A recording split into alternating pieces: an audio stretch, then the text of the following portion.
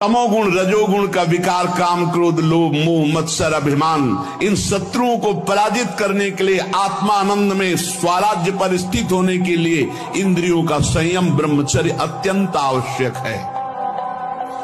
ब्रह्मचर्य का विमल प्रताप प्रकट होता है। वीरवान बलवान होता है, विद्वान होता है, तपस्वी होता है, मनस्वी होता है, त्यागी होता है, तत्व चिंतन परायण होता है। ब्रह्मचर्य में अलौकिक अमानुषिक शक्ति जागृत हो जाती है। अमानुषिक ऐसा कैसे हो सकता है? हो सकता है क्योंकि ब्रह्मचर्य है, क्योंकि भगवत मार्ग का पथिक है। उस शक्ति, उसकी शक्ति के सामने संसार को आश्चर्य असंभव जान पड़ता है। मेरी उम्र 14 वर्ष है और आपकी कृपा से मैं अभी तक अच्छे से ब्रह्मचर्य का पालन करने का प्रयास कर रहा हूँ, पर कभी कभी दूसरी माताओं और बहनों पर गलत दृष्टि चली जाती है। अभी तो माता बहनों के प्रति दृष्टि जाने वाली अवस्था ही नहीं बच्चा। गुरुजी महाराज कभी कभी सोचे उनके लिए प्रति गलत मोबाइल का प्रयोग किए होगा। नहीं, बिना संस्कार मोबाइल के आए ऐसा सोच कैसे आ जाएगी? अभी तो 14 वर्ष के हुआ, अभी तो नव किशोर अवस्था है आपकी, अभी तो यौवन में प्रवेश नहीं हुआ। ये संस्कार कैसे आया? या तो मित्र से या मोबाइल से, किससे आए बोलो ना? मित्र। हाँ, तो ऐसा दोस्त नहीं बनाना। अब वो छोड़ दिया मगर बाद में लगता है कि पाप हो गया, मगर अभी तक कोई गलत काम नहीं करा, अभी तक अच्छे से ब्रह्म। तो अब अंदर की बात है कि जब अंदर गलत विचार आवे तो उनको आप देख रहे हो ना, स्वीकृति मत देना, समझ रहे हो? कोई क्रिया मत करना, आपको बस शांत रहना, नाम जप करना, उसी समय डिलीट होते चले जाएंगे। ब्रह्मचर्य विरक्त, वो कभी शरीर में तेल ना लगावे, आंखों में कभी सुरमा ना लगावे, कटिंग सेटिंग नहीं, दो ही है, या पूरा मुंडन और या पूरे बाल रखना। बीच में सेटिंग कटिंग करना ये नहीं, सिद्धांत में नहीं। तेल ना लगावे, पूरा जीवन हो गया, कहीं चोट लग गई हो तब लगाया गया हो, बात अलग है। इस शरीर को पूरा जीवन हो गया, 13 वर्ष की अवस्था लिख लेते, कभी किसी विशेष परिस्थिति में मालिश की गई हो, वो बात अलग हम कह रहे हैं। नहीं, पूरे जीवन में कभी तेल नहीं लगाया, कभी पूरे जीवन में साबुन नहीं लगाया, और फिर और तो बात ही अलग है। और या वृंदावन के सिवा कभी पेस्ट नहीं किया, कोई मंजन नहीं किया, गंगा जी की बालू हुई मंजन की। तो जो विरक्त, तो उसे चाहिए कि तेल न लगावे, साबुन न लगावे, उपटन न लगावे, और स्त्रियों के चित्र न रखे, चित्र न देखे। मोबाइल में तो चित्र क्या, पूरी फिल्म भरी है, बहुत संभल के। आज जो बच्चे कहते हैं ज्यादा पढ़ो तो सर दर्द करने लगता है, आंखें कमजोर है, ब्रह्मचर्यहीनता, खुली बात कह रहे हैं, ब्रह्मचर्यहीनता। अगर ब्रह्मचर्य पुष्ट रखोगे कभी नहीं ऐसा बात आएगी। अगर व्यायाम नहीं है और आसन नहीं है और दिनचर्या ठीक नहीं, आहार ठीक नहीं, तो भूल जाए कि कोई ब्रह्मचर्य नैतिक 10-20 दिन वो बात अलग है, नैतिक ब्रह्मचर्य के लिए। मैदा और पकवान और चाय, ये कब्ज बनाने वाली चीजें ब्रह्मचारी को नहीं लेनी चाहिए। जब तक 50 की आयु न हो जाए तो चाय पीना ही नहीं चाहिए, चाय की जरूरत ही नहीं है। 50 के बाद ठीक है, 50 वर्ष की आयु हो गई, अब उसके बाद थोड़ा शरीर गर्म करने के लिए लेने लगी, कोई बात नहीं। लेकिन जवान साधक को चाय आदि की जरूरत नहीं है बेमतलब में। कुछ साधक काफी, और ये सब चीजें उनकी हैं जो बहुत ऑफिस में काम कर रहे हैं, जग रहे हैं, थोड़ी चाय ले ली, फिर गर्म हो गए, फिर सेवा में लग गए। साधक को नहीं लेना चाहिए। ब्रह्मचारी को चाय कॉफी ये चीजें, कोई भी व्यसन नहीं लेना चाहिए। उन्होंने ऐसा रचा है कि यदि आपका पवित्र भाव नहीं तो देखते ही आपके अंदर काम भाव जागृत हो जाए। ऐसी रचना भगवान ने रची है, कोई ऐसा नहीं कि इसमें स्त्री की निंदा है। उस शरीर की रचना ऐसी रची है कि यदि आप पवित्र भाव वाले नहीं हो, तो आपने दृश्य देखा, दर्शन किया, तो आपके अंदर काम वासना जागृत हो। ये रचना है ऐसी। यद्यपि स्त्री ही हमारी माँ है, वो स्त्री शरीर ही हमारी बहन है, वो स्त्री शरीर ही जगदम्बा है, परम पूज्य है, पर हमारी भावना गलत होने के कारण तो हमको क्या चाहिए? माताओं बहनों के चरणों की तरफ देखना चाहिए। गोस्वामी जी ने लिखा है, जो चाहे आपन कल्याणा, सुजस सुमत सुभगति शुभनाना, शोभ परनार लीलार गोसाई, तजौ चौथ के चंद्र की नाई। किसी भी माता बहन की आंख में आंख मत मिलाओ, उनके मुख की तरफ मत देखो, उनके चरणों की तरफ देखो। जगत में अगर आप निष्काम होना चाहते हो तो माता बहनों की तरफ मत देखो गंदी दृष्टि से, उनके चरणों की तरफ देखो। 5वां स्थान, हृदय में एक मनोवाह नाड़ी है। कहीं हमारे शरीर में वीर्य की थैली नहीं है, जैसे पित्त की थैली या मलाशय मूत्राशय, ऐसे कोई वीर्य की थैली नहीं है। उस मनोवाह नाड़ी को रक्त की मथानी कहते हैं। जहां हम गाढ़ चिंतन काम किया, तो अष्ट मैथुन में पहला मैथुन हो गया, वो मनोवाह नाड़ी पूरे शरीर से रक्त से मथ करके वीर्य को एकत्रित कर देगी। अब वो सोच के समय जहां सोच में ताकत लगाए तहां वो निकल जाए, या स्वप्न के समय, रात्रि में सोते समय निकल जाए। 1000 बार नाली में गिरेंगे फिर भी हम छाती ठोक के आगे बढ़ना आवश्यक है। यदि जनेन्द्रिय जन्य व्यभिचार दोष से युक्त है तो कदापि कुछ भगवत प्राप्ति नहीं होती। शुभ गति व्यभिचारी, व्यभिचारी शुभ गति चाहे असंभव। और भगवत मार्ग में सबसे बड़ा दुश्मन यही व्यभिचार दोष है, काम है। वो ब्रह्मचारी है जो अपनी पत्नी में केवल भाव रखता है, किसी जगत की और दूसरी माता बहनों की तरफ गंदी दृष्टि नहीं, जो अपने धन पर ही केवल हक रखता है, दूसरे के धन पड़ा हो तो भी नहीं उठाता है, और जो दूसरों का मंगल सोचता है, कभी किसी का अहित नहीं करता, वो महात्मा ही है। पैंट शर्ट में भी महात्मा है। ब्रह्मचारी में जितना होगा बहुत पावरफुल अध्यात्म शक्ति, संकल्प शक्ति, उसकी शक्ति बढ़ती है। हर रोग, हर प्रकृति की वार को सहने की सामर्थ्य ब्रह्मचारी में स्वयं जागृत हो जाती है। जिसकी शुरुआत अमृत जैसी लगे उसका परिणाम विष होगा। वीर शक्ति का क्या होता है? एक अभ्यास होता है। जैसे आपने एक दिन का अभ्यास बना लिया तो 2 दिन बहुत सहन होगी, तीसरे दिन निकल जाएगी, अपने आप निकल जाएगी। गलत अभ्यास, वही आप जिसे स्वप्न दोष कहते हो, जिसे स्वयं ही वीरपात कहते हो, वो गलत अभ्यास से हुआ। आपकी नस नाड़ियां इतनी दुर्बल हो गई, कुछ क्षमता नहीं रख रही वीर शक्ति को रोकने की। हम अगर कोई गलती ना करें और वर्ष 1.5 वर्ष इंतजार करें, खंड बैठक मारें, 2-3 किलोमीटर दौड़ लगाएं, जैसा हमने बताया, खान पान शुद्ध रखें, अगर कोई हरकत गलत ना करे तो ठीक हो जाता है। पर ये अभ्यास अभी आपको लंबे समय तक झेलना पड़ेगा। स्मृति शक्ति का नाश हो जाना, खड़े होने में चक्कर आना, कमर दर्द करना, गांठ दर्द करना, पढ़ाई में मन न लगना, भोजन अपाच्य, भोजन न पचने लगना, चिड़चिड़ा स्वभाव हो जाना, जरा सी बात में किसी को कटु वचन बोल देना, ये सब बातें आने लगेंगी। मन से, वचन से और शरीर से, तीनों से ब्रह्मचर्य होता है।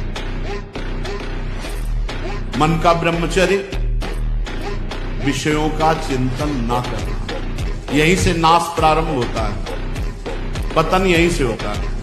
ध्यायतो विषयान पुंसान् संगास्तेषु उपजायते, संगात् संजायते कामः, कामः क्रोधो विजायते, क्रोधात् भवति सम्मोहा, सम्मोहात् स्मृति विभ्रमा, स्मृति भ्रंशात् बुद्धिनाशो, बुद्धिनाशात् भ्रंश। जो 4 बार अस्तमयतन करता है, 4 बार वीरपात करता है, उसकी हालत क्या होगी? अभी तो जवानी इसलिए है, आगे चलकर के आंखों से दिखना बंद हो जाएगा, कमर में मतलब दर्द हो जाएगा, गांठों में दर्द हो जाएगा। बच्चा अभी सुधर जाए तो सुधर जाए, नहीं तो पूरा जीवन ही बर्बाद हो जाएगा। मन का कार्य है मनन करना, संकल्प विकल्प करना, किसी भी विषय को लेकर के उसमें डूबना, इसका स्वभाव है। कोई बात पकड़ लेगा, कोई दृश्य पकड़ लेगा, कोई विषय पकड़ लेगा, और ये इतनी चतुराई से उपासक को डुबाता है। यहाँ बहुत सावधानी का विषय है। वो पहले ढांढस बंधवाता है, विश्वास दिलाता है, नहीं ऐसा नहीं होगा, मैं ऐसा नहीं करने दूंगा, बस तुम छू लो, तुम देख लो, बस तुम संग बैठ लो, तुम ऐसा। वो फिर धीरे से आपको, फिर आप पछताएंगे कि ऐसा क्यों हो गया। प्रत्येक चेष्टा में इसका कार्य है उस विषय का मनन करके उसकी स्फुरणा को संकल्प रूप में बदल देना और उसको चेष्टा में उतार देना। और इतना कहने में समय ज्यादा लगा, उसको करने में नहीं लगता, तत्काल तदात्म कर देता है, उपासक को समय नहीं देता। जो ये आ चुकी होंगी आपके जीवन में, या आगे आ जाएंगी, जो आप संभाल नहीं पाओगे। कमर में दर्द, घुटनों में दर्द, नेत्रों में कम दिखना, चक्कर आने लगा, स्मृति को परिपक्व न होना, बहुत जल्दी स्वप्न दोष हो जाना। बेमतलब क्यों अपने को नष्ट कर रहे हो? नियम लो आज से, चाहे कुछ हो जाए, अपने हाथ को कंट्रोल में रखना, चाहे कुछ भी हो जाए। चाहे पकड़ लिया गए, स्नान करवाया, खवाया पियाया और देवी के सामने बलि देने के लिए जे ही तलवार उठाई और इनका सर झुकाया तो देवी की प्रतिमा फट गई और ज्वालामय स्वयं काली प्रकट हो गई और अपने ही पुजारियों को काट के फेंक दिया।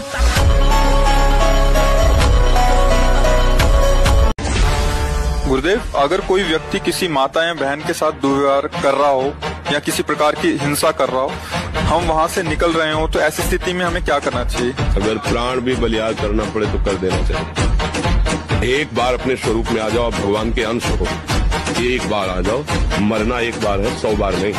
ध्यान रखो, 100 बार नहीं मरना है, एक बार मरना है और वो निश्चित समय है, कोई बिना समय के मार नहीं सकता। जो ब्रह्मचर्य का नाश करता है, देखने से इस बदसूरत नजर आने लगेगा, चाहे जितना गोरा हो, चाहे जितना ऊपर से चिकनाट लगाए हो, 8-10 घंटे सोए फिर भी उठे फिर भी आलस्य, प्रमाद, तलवे हथेलियों पर पसीना आने लगना और प्रमेह आदि उग्र रोगों का प्रादुर्भाव हो जाना, ये ब्रह्मचर्य नाश का लक्षण है। फिर वही भोगो तो भ्रम बना के शायद अब की बार सुख मिल जाए, नहीं। ये भोग क्या प्रदान करता है? उपहार, मृत्यु।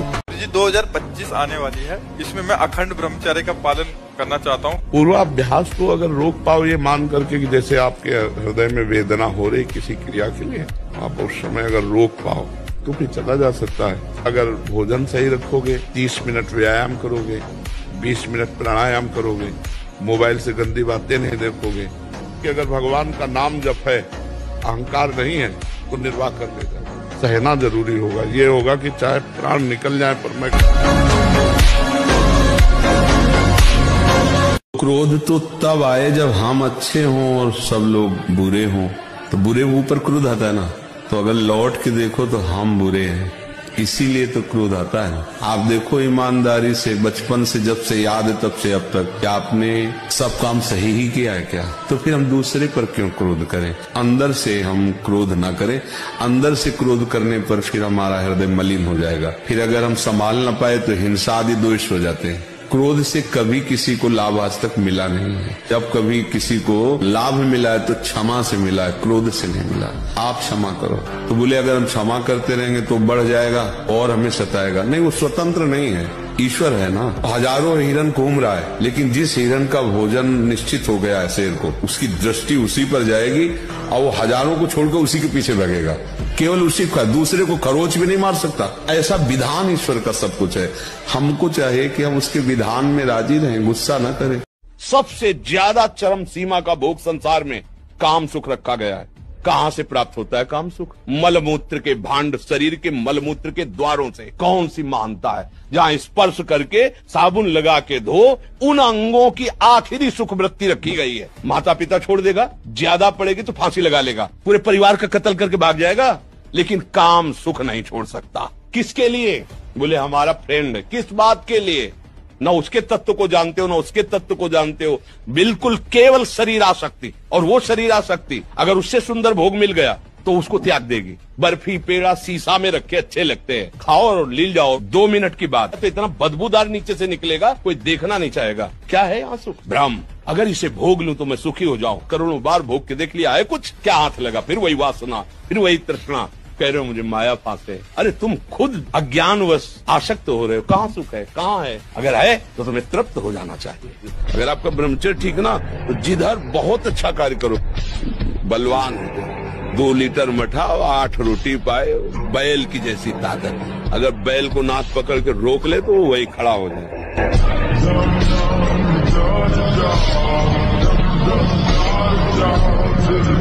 सावधान रहिए, ये जीवन खिलवाड़ नहीं, चाहे आप गृहस्थ हो चाहे विरक्त हो।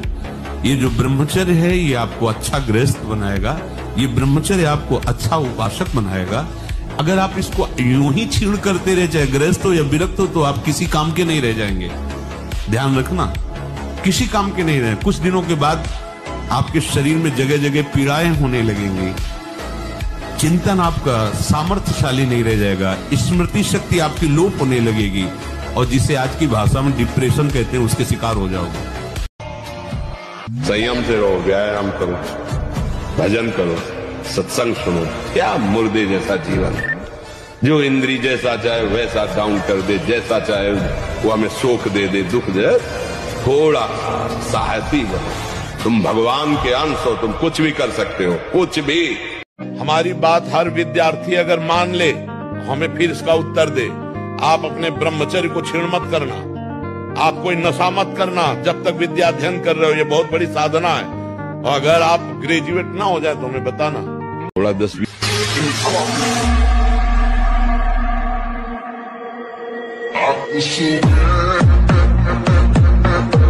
किसी की ताकत नहीं कि हमें फांस सके। और हम जब फंसना चाहते हैं तो हमें कोई मुक्त नहीं कर सकता।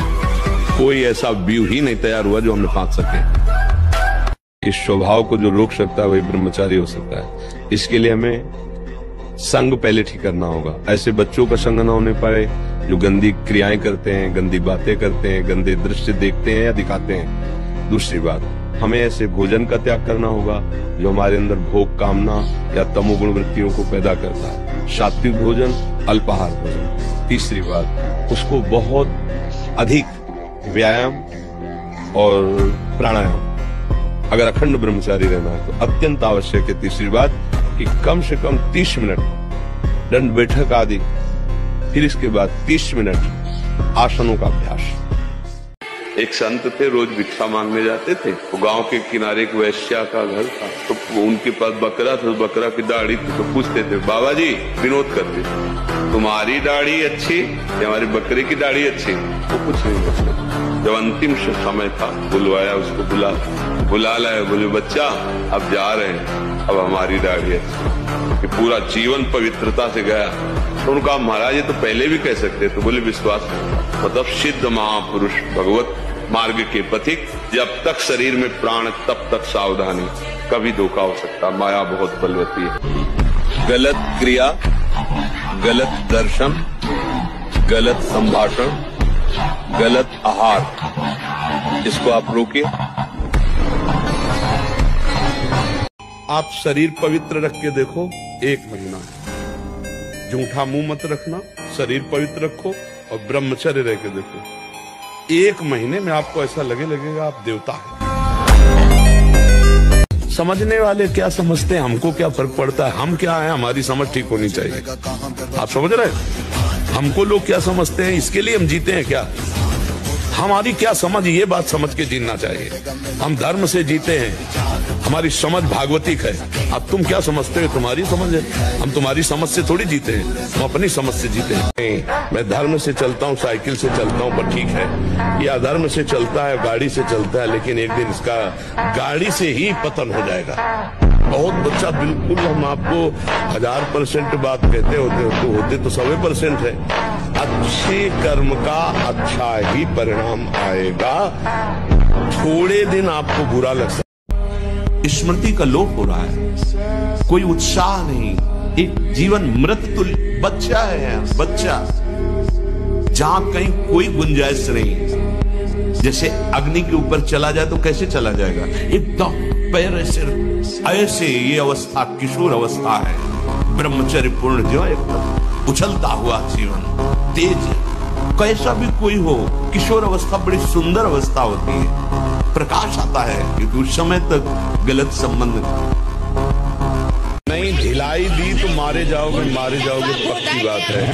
अगर 10 मिनट भी मनोरंजन में गए तो तुम 24 घंटे भजन करने वाले हो, भले मारे जाओगे, माया गिरा दोगे। जिस सभा में भगवान की निंदा हो, भगवान के नाम की निंदा, उठकर खड़ा होकर विरोध करके चल देना चाहिए।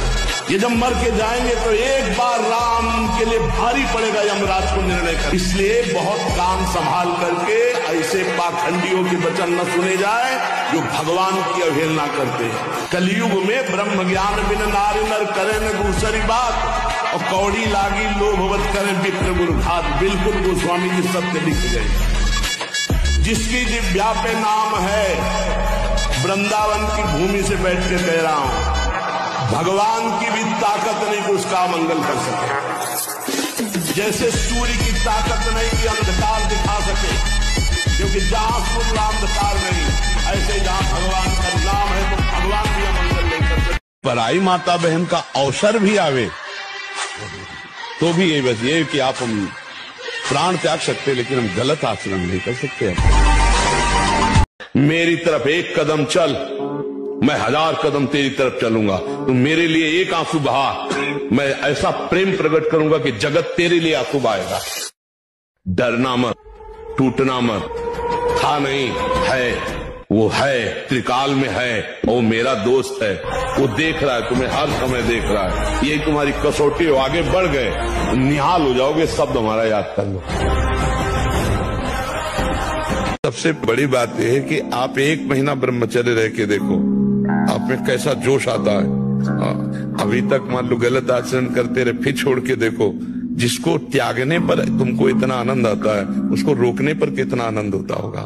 वो हमने 40-40 दिन के ऐसे करा के देखा लोगों को। मात्र 40 दिन में लोगों का 7-8 किलो तक वजन बढ़ गया, चेहरे पे चमक आ गया, एक ब्रह्मचर्य में तेज हो गया, किसी का MBBS में सिलेक्शन हो गया, कोई पुलिस में लग गया। मतलब एग्जाम बहुत अच्छी उनके। नहीं, ब्रह्मचर्य से तो इसमें हम बिल्कुल सपोर्ट में। ब्रह्मचर्य एक ऐसी शक्ति है कि जिधर प्रयोग करो उधर काम करेगी, जिधर प्रयोग करो।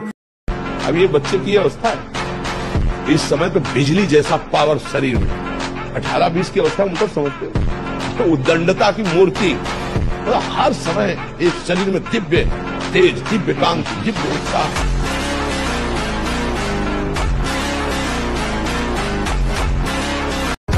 ब्रह्मचर्य स्मृतिवान बनाता है, ब्रह्मचर्य बलवान बनाता है। ब्रह्मचर्य जिधर चाहो उधर आप ले जा सकते हो ब्रह्मचारी को, वो उधर ही विजयी होगा।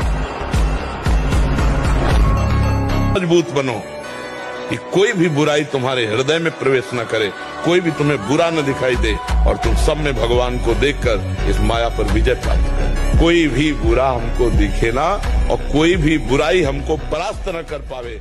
नाम जप करो, आध्यात्मिक शक्ति बढ़ाओ, व्यायाम करो, शुद्ध भोजन करो, शारीरिक शक्ति बढ़ाओ, अभी आप बलवान बन जाओगे। बलवान कौन है? दूसरा गाली दे रहा, आप सह गए उसे बलवान कहते, उसे थप्पड़ मार दिया उसे बलवान नहीं कहते। बल आप में क्षमा है तो आप बलवान हैं। गेम खेलने में तो तभी जब कठिनता है, तो हमको जो गेम दिया गया है इसमें माया विघ्न डालती है। हमारे पास बल भी है तो भगवान का।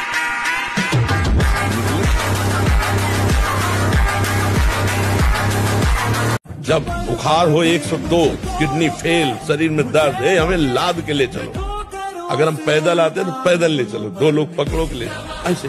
तो आत्मबल अगर हार गए तो फिर क्या करें? आत्मबल नहीं आना चाहिए। जिसे बल कहते हैं वो तुम्हारे वीर में होते हैं। जिसको तुम खिलवाड़ समझते हो वो खिलवाड़ नहीं, तुम्हारी जीवनी शक्ति है। यदि संयम से, ब्रह्मचर्य से रहो तो न उतनी घी में ताकत है, न दूध में ताकत है, न किसी भी पदार्थ में ताकत जो तुम्हारे ब्रह्मचर्य में ताकत है। न इधर उधर किसी की दृष्टि दो कि कोई तुम्हें सुधार सकता है, कोई तुम्हें सुधरना पड़ेगा। देखो, हम आपसे बातचीत केवल कर रहे हैं, आपने मान लिया हमारी बात तो आप कहोगे बाबा की बड़ी कृपा, उसी दिन से हमारा जीवन संभल गया। सही पूछो तो आपने अपने ऊपर कृपा करी, आपने बात मान ली, तो बात मान लो तो परम मंगल हो जाएगा।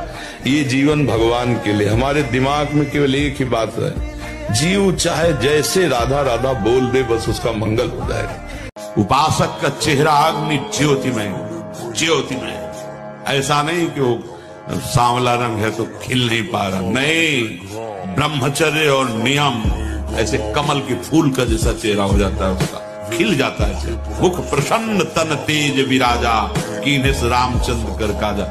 इतने धैर्यवान बनो कि लोक में तुम्हारी निंदा हो, तिरस्कार हो, अपमान हो, तो भी तुम अपने मार्ग से डगमगाओ नहीं। इतने धैर्यवान बनो कि परिवार तुम्हें छोड़ दे, तुम्हारे शरीर की दुर्दशा है, रोग ग्रसित है, कोई पानी देने, तो भी मेरी हिम्मत नहीं टूटेगी। हम बोलेंगे राधा राधा, तो भी भक्ति है कि अब की बार तुम परास्त हो गया, लेकिन अब की बार ऐसा उठूंगा कि ये मुझे परास्त नहीं कर पाएगा। आप भगवान के अंश हैं, इस बात को समझिए। परास्त होना या विजयी होना ये खास बात नहीं है, लेकिन आत्म उत्साह टूट जाना ये खास बात है। अगर हमारा मन किसी माता बहन में चला जाता है, गंदी भावना करता है, तो हम उसे वापस लाते हैं और डांट लगाते हैं। हमारी बहन को कोई गंदी दृष्टि से देखे तो कैसा लगेगा? तो हमको अपनी आंखें संभाल के रखनी, दूसरी बहन बेटियों की तरफ गंदी दृष्टि नहीं देखनी। मन हमारा जा सकता है, लेकिन हम उसके प्रति कड़ा नाम जप, कर्तव्य का पालन, विजयी ही होगे कहीं भी हो। कोई भी दोष, शुक्र, शनिचर, राव, केतु, कुछ किसी की ताकत नहीं कि भगवान के नाम जप करने वाले का बाल बांका भी कर सके। ना गर्मा गर्म भोजन, न गर्मा गर्म जल से स्नान। अगर आप ऐसा गर्म जल से ही स्नान करेंगे तो आप बहुत कमजोर हो जाएंगे। ये बात समझिए, ये सब सुखद सामग्री नहीं है जो आप समझ रहे हो। प्रकृति का सीधे वार सहने की सामर्थ्य जब शरीर में तुम्हारे आएगी तो स्वाभाविक ब्रह्मचर्य पुष्ट होने लगेगा और उत्साह बढ़ने लगेगा ब्रह्मचर्य। कष्ट को ललकार कर सको वीरता पूर्वक। आओ तुम, हम तुम्हारा स्वागत करते हैं, हम कभी गर्दन नहीं झुकाएंगे तुम्हारे सामने। संयम से रहो, व्यायाम करो, भजन करो, सत्संग सुनो, सबको सुख पहुंचाने की भावना रखो। अभी कमल जैसे खिले रहोगे। अंडा और मांस खाने से तुम्हारे पावर बढ़ेगा। भैंसे जैसा शरीर हो सकता है, लेकिन तुम्हारा पावर नहीं बढ़ सकता। आप अध्यात्म में चलिए, देखिए ऊर्जा शक्ति कैसी बढ़ती है।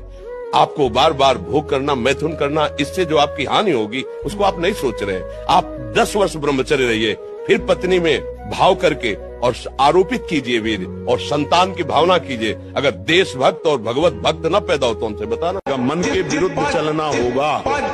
अगर मन के विरुद्ध नहीं चलोगे तो तुमसे गंदे काम ही करवाता रहेगा, गंदी सोच सचवाता रहेगा। फिर एक दिन ये आपके प्रति गलत, तुझे ऐसा आश्चर्यमय बना दूंगा कि सब सर्वाश्चर्यमय मानेंगे। ये क्या, ऐसा कैसे हो सकता है? ऐसा इसलिए हो सकता है, पारस मणि ने छू लिया, अब लोहा सोना बन गया। सिर पर चाहे आकाश टूट पड़े,